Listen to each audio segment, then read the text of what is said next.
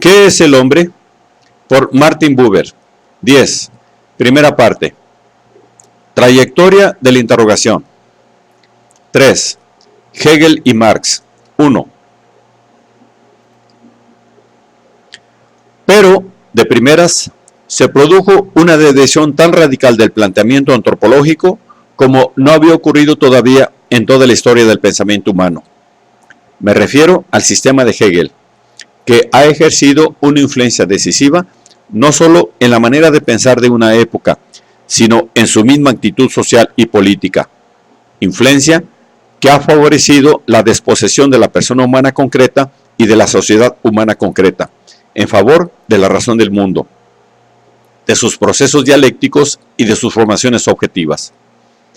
Esta influencia ha seguido operando también en pensadores que, después de arrancar de Hegel, se apartaron de él, como ocurre, por un lado, con Kierkegaard, el crítico del cristianismo moderno, quien, como ningún otro pensador de nuestra época, ha comprendido la importancia de la persona, pero continúa, no obstante, viendo la vida de la persona a través de las formas de la dialéctica hegeliana, como un desenvolverse de lo estético a lo ético, y de aquí a lo religioso.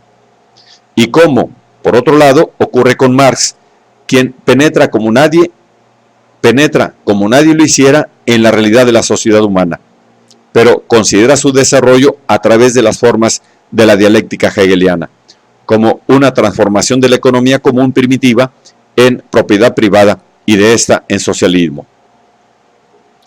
En su juventud, Hegel acogió el planteamiento antropológico de Kant, que si no estaba publicado en su forma definitiva, de seguro le era conocido al joven por entonces profundamente engolfado en el estudio de Kant, y fue pensado por él en forma antropológica genuina, ya que mediante la comprensión de la conexión orgánica de las facultades del alma, trató de llegar a lo que Kant conocía únicamente como idea reguladora, y no como ser vivo, a lo que el joven Hegel denomina, hacia 1798, la unidad del hombre entero.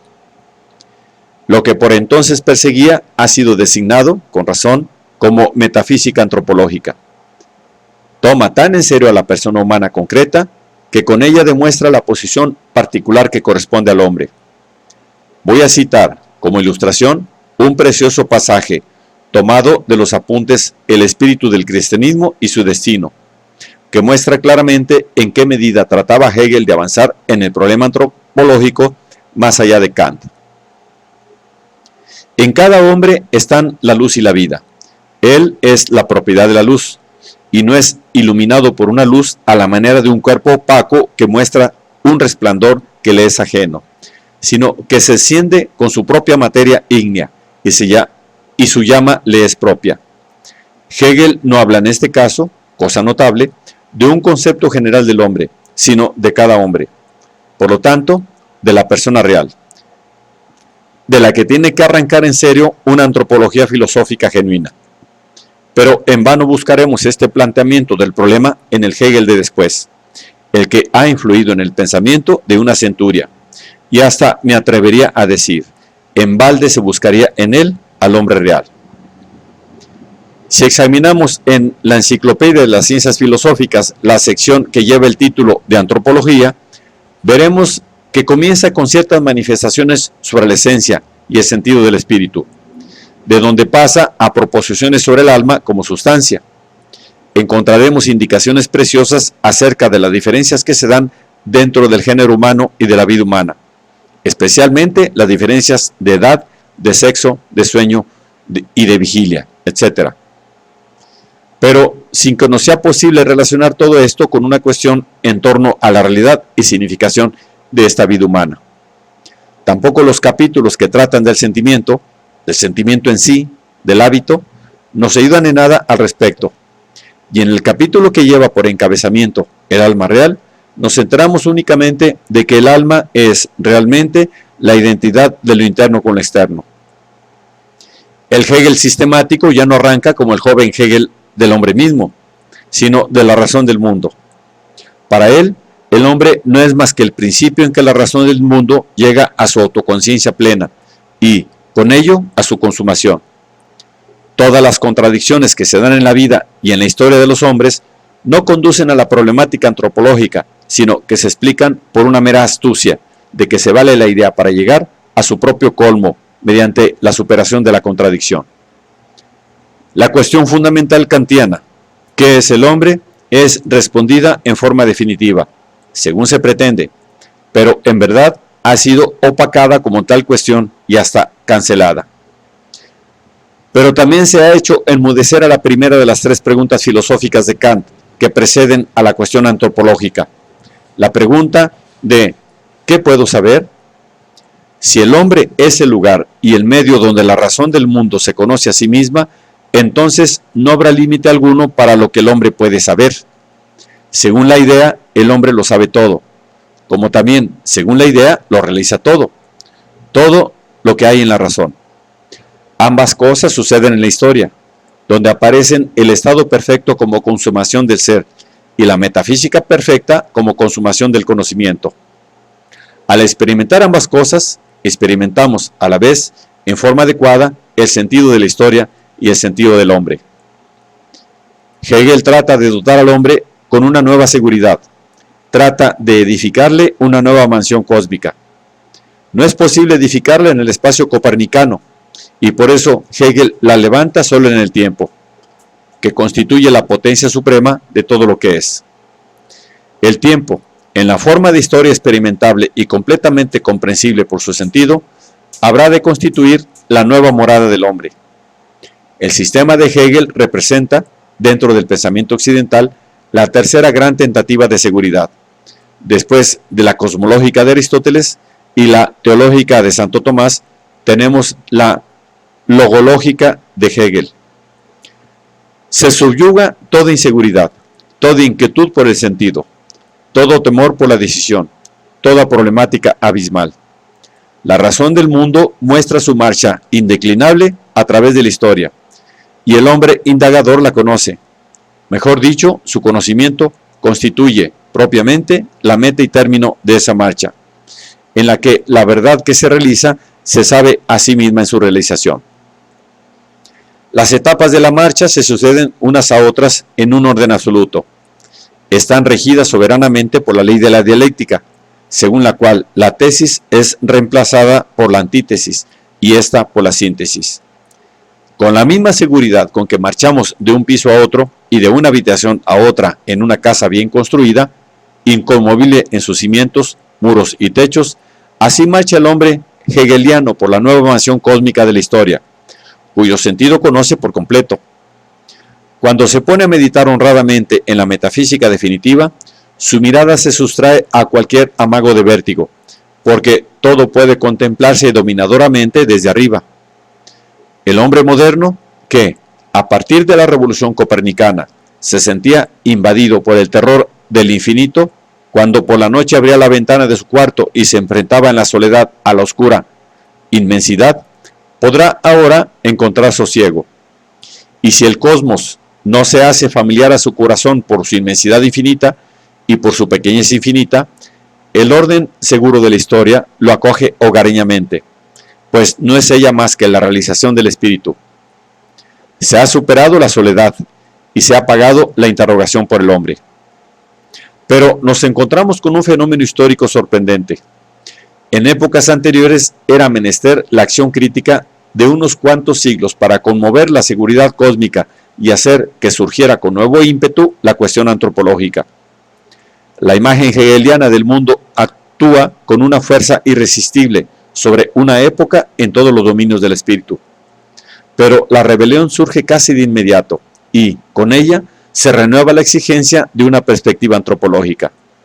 Se admira, se explica y hasta se imita la mansión cósmica levantada por Hegel, pero resulta que es inhabitable. El pensamiento la corrobora y la palabra la ensalza, pero el hombre real no acaba de entrar en ella. En el mundo de Aristóteles, el hombre real de la antigüedad se sintió hospedado, y lo mismo le ocurrió al cristiano real en el mundo de Santo Tomás. El mundo de Hegel jamás ha sido el mundo real del hombre moderno real. Solo por un momento ha podido posponer Hegel la cuestión antropológica de Kant en el pensamiento de la humanidad.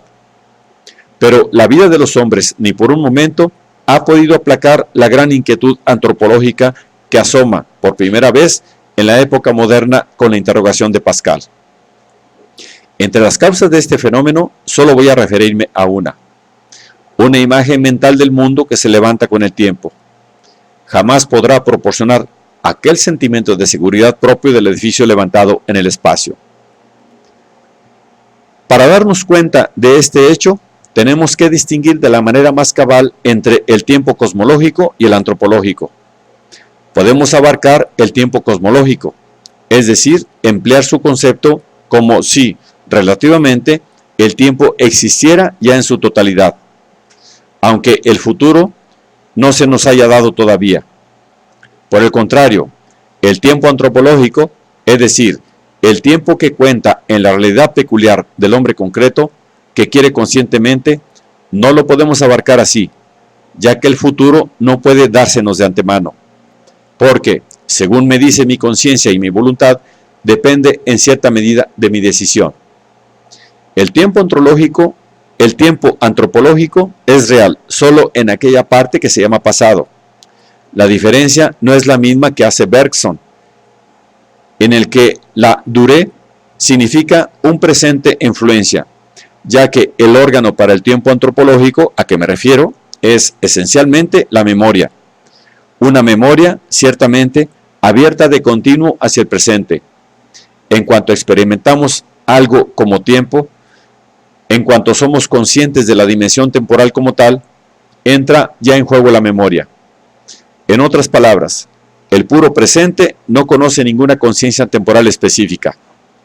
Cierto también que no conocemos por completo el tiempo cosmológico. No obstante, nuestro conocimiento de los movimientos regulares de los astros, etc., y, sin embargo, en nuestros pensamientos podemos ocuparnos como de algo real de aquella parte del tiempo que no conocemos todavía, y de las acciones futuras de los hombres que ignoramos, porque en el momento que las pensamos existen ya todas sus causas. Por el contrario, no es posible que nos ocupemos en nuestros pensamientos con el futuro antropológico como algo real, puesto que la decisión mía, que habrá de ocurrir en el momento próximo, no ha ocurrido todavía. Lo mismo se puede decir de las decisiones de los demás hombres, ya que a base del concepto antropológico del hombre como un ser que quiere deliberadamente, sé que no puede ser comprendido, sencillamente como una parte del universo. En la circunscripción del mundo humano, delimitado por el problema del ser humano, no existe ninguna seguridad del futuro. El tiempo que acogió Hegel en los cimientos de su imagen del mundo, el tiempo cosmológico, no es el tiempo concreto del hombre, sino su tiempo mental. Incorporar la consumada perfección a la realidad de lo que es, he aquí algo que el pensamiento humano puede hacer, pero no algo que pueda lograr la viva representación humana. Se trata de algo que se puede pensar, pero que no se puede vivir. Una imagen intelectual del mundo que acoge en sí la meta de la historia universal no posee, por esta parte, ninguna fuerza aseguradora. La línea continua desemboca aquí en una línea de puntos que ni el más poderoso de los filósofos podrá transformar en verdad, en una línea firme. La única excepción la representa una imagen del mundo que se basa en la fe. Solo la fuerza de la fe puede experimentar la perfección como algo asegurado, como algo que nos es garantizado por alguien en quien confiamos que saldrá fiador de lo que todavía no es nuestro mundo. La historia de la religión nos da a conocer dos grandes imágenes del mundo de esta categoría. La del mesianismo persa, en la que se garantiza la futura victoria final y completa de la luz sobre las tinieblas en un tiempo preciso, y el mesianismo israelita, que rechaza un emplazamiento semejante, porque comprende al hombre mismo, al hombre frágil, contradictorio, problemático, como un elemento que lo mismo puede cooperar en aquella victoria como entorpecerla. Pero también este mesianismo garantiza la redención definitiva y completa por la fe en el poder redentor de Dios, quien realiza su obra en la historia a través de los hombres que se le resisten. En la imagen cristiana del mundo, tal como la vimos desplegarse en Santo Tomás, sigue actuando el mesianismo, aunque en forma atenuada. En el sistema de Hegel, el mesianismo se ha secularizado, es decir, se ha trasladado de la esfera de la fe, en la cual el hombre se siente unido con el objeto de su fe, a la esfera de la convicción evidente, en la que el hombre considera y medita el objeto de su convencimiento. Esto ha sido dicho repetidas veces, pero no se ha tenido bastante en cuenta que en un traslado semejante no es posible trasladar también el elemento de la confianza, porque si es posible reemplazar la fe en la creación por la convicción del desarrollo, la fe en la revelación por la convicción en el conocimiento creciente, ya no es posible reemplazar en verdad la redención por el convencimiento de la perfección del mundo a partir de la idea, porque solo la confianza en alguien digno de confianza puede fundar una relación de seguridad absoluta respecto al futuro. Digo que no puede reemplazarla verdaderamente, es decir, que no puede reemplazarla en la vida real y para la vida real, porque en el puro pensamiento, la convicción de la autorrealización de una razón absoluta en la historia nos aporta no menos que la fe mesiánica en Dios por lo que respecta a la relación del hombre con el futuro. Y hasta aporta más, pues resulta, como si dijéramos, químicamente pura y no muestra ninguna mezcla concreta perturbadora. Pero el pensamiento, por sí solo, no dispone del poder de edificar la vida real del hombre, ni la seguridad filosófica más rigurosa para dotar al alma de aquella certeza íntima de que el mundo, tan deficiente, es conducido totalmente a su perfección. En Hegel no se presenta la problemática del futuro, puesto que, en el fondo, considera que la irrupción de la plenitud está teniendo lugar en su propia época y con su propia filosofía.